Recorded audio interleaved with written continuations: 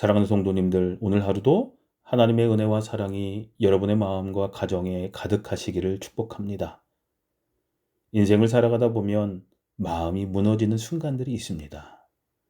예상치 못한 고난과 아픔, 깊은 상실과 외로움 속에서 우리는 하나님이 정말 나와 함께 하시는지 의문이 들 때가 많습니다.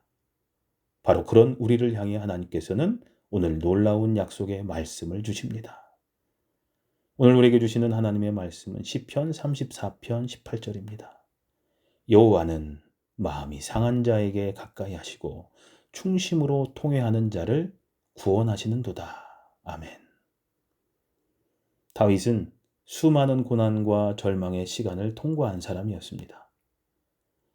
사울에게 쫓기며 목숨을 위협받고 광야에서 외롭게 떠돌며 자신의 죄악으로 인해 무너지고 좌절하기도 했었습니다.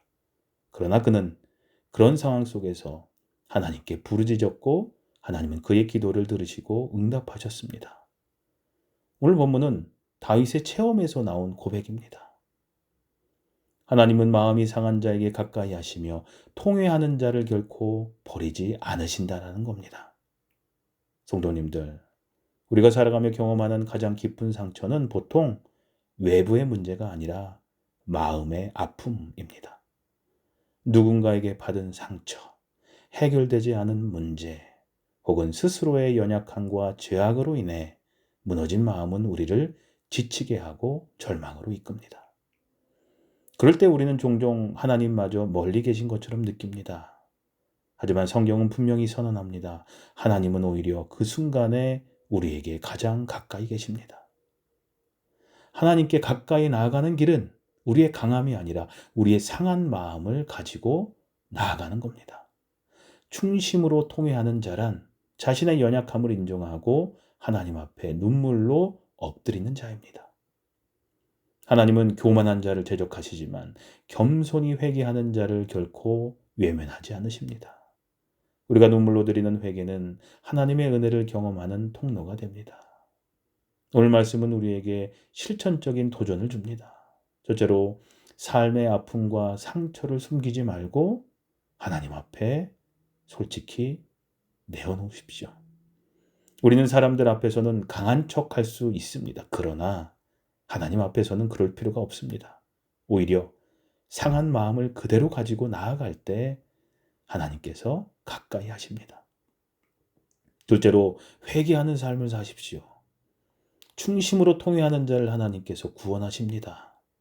우리는 완벽할 수 없습니다. 그러나 죄를 덮고 감추는 대신 하나님께 인정하고 회개할 때 주님의 용서와 회복을 경험할 수 있습니다.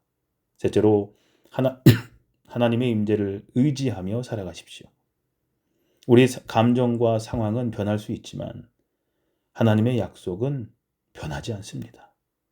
상한 마음을 가진 자와 함께 하시겠다는 이 말씀을 붙드십시오.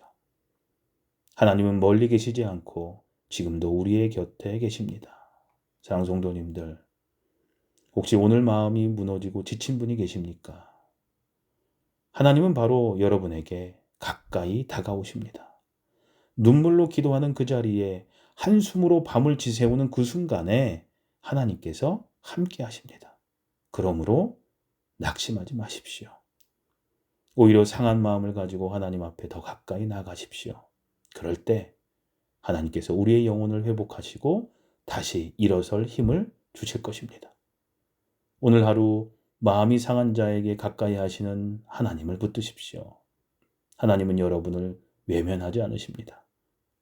오히려 그 상처난 마음 속으로 찾아오셔서 위로하시고 회복시키시고 새로운 소망을 주십니다. 기도하시겠습니다.